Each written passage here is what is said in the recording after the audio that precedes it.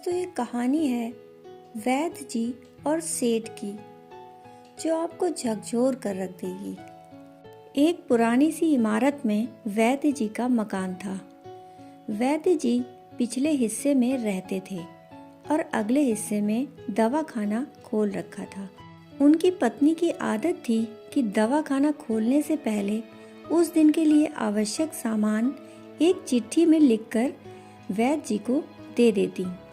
वैद्य जी गद्दी पर बैठकर पहले भगवान का नाम लेते, फिर वह चिट्ठी खोलते, पत्नी ने जो बातें लिखी होती उनके भाव देखते, फिर उनका हिसाब करते, फिर परमात्मा से प्रार्थना करते कि हे भगवान, मैं केवल तेरे ही आदेश के अनुसार तेरी भक्ति छोड़कर यहाँ दुनियादारी के चक्कर में आ बैठा हूँ।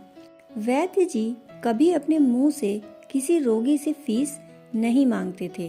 कोई दे देता तो कोई नहीं देता, किंतु एक बात तो निश्चित थी कि जो ही उस दिन के आवश्यक सामान खरीदने योग्य पैसे पूरे हो जाते, उसके बाद वह किसी से भी दवा के पैसे नहीं लेते, चाहे रोगी कितना ही धनवान क्यों न हो।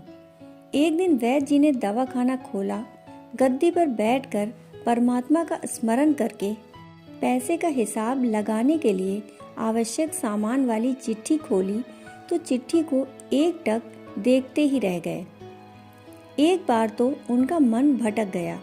उन्हें अपनी आंखों के सामने तारे चमकते हुए नजर आए, किंतु शीघ्र ही उन्होंने अपनी तंत्रिकाओं पर नियंत्रण पा लिया। आटे, दाल, चावल आदि के बाद पत्नी ने लिखा था, बेटी का विवाह 20 तारीख को है, उसके दहेज का सामान। कुछ देर सोचते रहे, फिर बाकी चीजों की कीमत लिखने के बाद दहेज के सामने लिखा, यह काम परमात्मा का है, परमात्मा जाने। एक दो रोगी आए थे, उन्हें वैद्य जी दवा दे रहे थे। उसी दौरान एक बड़ी सी कार उनके दरवाजे के सामने आकर रुकी। वैद्य जी ने कोई खास तवज्जो नहीं दी, क्योंकि कई कारों वाले उनके पास आते जाते रहते थे। दोनों मरीज दवाई लेकर चले गए। वह सूटेड बूटेड साहब कार से बाहर निकले और नमस्ते करके बेंच पर बैठ गए। वैद्य जी ने कहा कि अगर आपको अपने लिए दवा लेनी है तो इधर स्टूल पर आएं, ताकि आपकी नाड़ी देख लूं, और अगर किसी रोगी की दवाई लेकर जाना है तो बीमारी की स्थिति का वर्णन करें। वह साहब कहने लगे, वैद्य जी, आपने मुझे पहचाना नहीं। मेरा नाम कृष्णलाल है, लेकिन आप मुझे पहचान भी कैसे सकते हैं, क्योंकि मैं 15-16 साल बाद आपके दवाखाने पर आया हूँ। आपको पिछली मुलाकात का हाल सुनाता हूँ, फिर आपको सारी बातें याद आ जाएंगी। जब मैं पहली बार यहाँ आया था तो मैं खुद नहीं आया था, अभी तो ईश्वर ही मुझे आपके पास ले आया था, क्योंकि ईश्वर ने मुझ पर कृपा की थी और वह मेरा घर आबाद करना चाहता था। हुआ कुछ इस तरह से था कि मैं कार से अपने पैतृक घर जा रहा था। बिल्कुल आपके दवाखाने के सामने हमारी कार पंक्चर हो गई। ड्राइवर कार का पहिया उतार कर पंचर लगवाने चला गया। आपने देखा कि गर्मी में मैं कार के पास खड़ा था, तो आप मेरे पास आए और दवाखाने की ओर इशारा किया और कहा कि इधर आकर कुर्सी पर बैठ जाएं। फिर मैं कुर्सी पर आकर बैठ गया। ड्राइवर ने कुछ ज्यादा ही देर लगा दी थी। एक छोटी सी बच्ची भी यहाँ आपकी मेज के पास खड़ी थी और बार बार कह रही थी, चलो ना बाबा, मुझे भूख लगी है। आप उससे कह रहे थे कि बेटी थोड़ा धीरज धरो, चलते हैं। मैं यह सोचकर कि इतनी देर से आपके पास बैठा था और मेरे ही कारण आप खाना खाने भी नहीं जा रहे थे, मुझे कोई दवाई खरीद लेनी चाहिए, ताकि आप मेरे बैठने का भार महसूस न करें। मैंने कहा, वैद्य जी, मैं पिछले 5-6 साल से इंग्लैंड में रहकर कारोबार कर रहा हूँ। इंग्लैंड जाने से पहले मेरी शादी हो गई थी, लेकिन अब तक बच्चे के सुख से वंचित हूँ। यहाँ भी इलाज कराया और वहाँ इंग्लैंड में भी, लेकिन किस्मत ने निराशा के सिवा और कुछ नहीं दिया।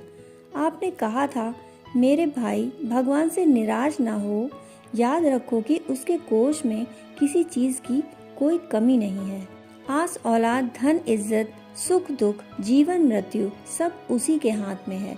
यह किसी वैद्य या डॉक्टर के हाथ में नहीं होता और ना ही किसी दवा में होता है।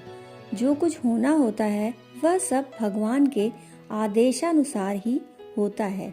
औलाद देनी है तो उसी ने देनी है। मुझे याद है कि आप बातें करते रहे थे, साथ साथ पुड़िया भी बनाते जा रहे थे। सभी दवाएं आपने 2 भागों में विभाजित करके 2 अलग लिफाफों में डाली थी और फिर मुझसे पूछकर आपने एक लिफाफे पर मेरा और दूसरे पर मेरी पत्नी का नाम लिखकर दवा उपयोग करने का तरीका बताया था। मैंने तब वह दवाई ले ली थी क्योंकि मैं सिर्फ कुछ पैसे आपको देना चाहता था, लेकिन जब दवा लेने के बाद मैंने पैसे पूछे तो आपने कहा था बस ठीक है। मैंने जोर डाला तो आपने कहा कि आज का खाता बंद हो चुका है। मैंने कहा मुझे आपकी बात समझ नहीं आई। इसी दौरान वहाँ एक और आदमी आया। उसने हमारी चर्चा सुनकर मुझे बताया कि खाता बंद होने का मतलब यह है कि आज के घरेलू खर्च के लिए जितनी राशि वैद्य जी ने भगवान से मांगी थी वह ईश्वर ने उन्हें दे दी। अधिक पैसे वे नहीं ले सकते। मैं कुछ हैरान हुआ और दिल में कुछ लज्जित भी कि मेरे विचार कितने निम्न थे और यह सरल चित्त वैद्य कितना महान है। मैंने जब घर जाकर पत्नी को औषधि दिखाई और सारी बात बताई तो उसके मुंह से निकला वो इंसान नहीं कोई देवता है और उनकी दी हुई दवाई हमारे मन की मुराद पूरी करने का कारण बनेगी। आज मेरे घर में 2 फूल खिले हैं। हम दोनों पति पत्नी हर समय आपके लिए प्रार्थना करते रहते थे। इतने साल तक कारोबार ने फुर्सत ही न दी कि स्वयं आकर आपसे धन्यवाद के 2 शब्द ही कह जाता। इतने वर्षों बाद आज भारत आया हूँ और कार केवल यहीं रोकी है। वैद्य जी, हमारा सारा परिवार इंग्लैंड में सेटल हो चुका है। केवल मेरी एक विधवा बहन अपनी बेटी के साथ भारत में रहती है। हमारी भांजी की शादी इस महीने की 21 तारीख को होनी है। ना जाने क्यों जब जब मैं अपनी भांजी के भात के लिए कोई सामान खरीदता था तो मेरी आंखों के सामने आपकी वह छोटी सी बेटी भी आ जाती थी और हर सामान मैं दोहरा खरीद लेता था। आपके विचारों को जानता था कि संभवतः आप वह सामान न लें, किंतु मुझे लगता था कि मेरी अपनी सगी भांजी के साथ जो चेहरा मुझे बार बार दिख रहा है वह भी मेरी भांजी ही है। मुझे लगता था कि ईश्वर ने इस भांजी के विवाह में भी मुझे भात भरने की जिम्मेदारी दी है। वैद्य जी की आंखें आश्चर्य से खुली की खुली रह गईं और बहुत धीमी आवाज में बोले, कृष्णलाल जी, आप जो कुछ कह रहे हैं मुझे समझ नहीं आ रहा कि ईश्वर की यह क्या माया है।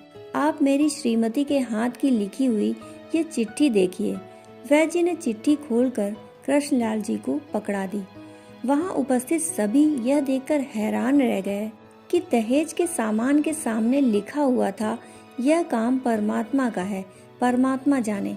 कांपती सी आवाज में वैद्य जी बोले, कृष्णलाल जी, विश्वास कीजिए कि आज तक कभी ऐसा नहीं हुआ कि पत्नी ने चिट्ठी पर आवश्यकता लिखी हो और भगवान ने उसी दिन उसकी व्यवस्था न कर दी हो। आपकी बातें सुनकर तो लगता है कि भगवान को पता होता है कि किस दिन मेरी श्रीमती जी क्या लिखने वाली हैं। अन्यथा परमात्मा ने आपसे इतने दिन पहले ही सामान खरीदना आरंभ न करवा दिया होता। वाह भगवान वाह, तू महान है, तू दयावान है। मैं हैरान हूँ कि वह कैसे अपने रंग दिखाता है।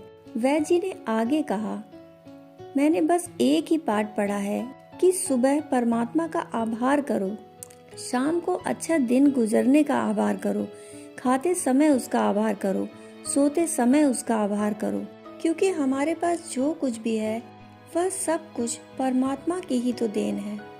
दोस्तों, कहानी सुनने के लिए आपका बहुत बहुत आभार।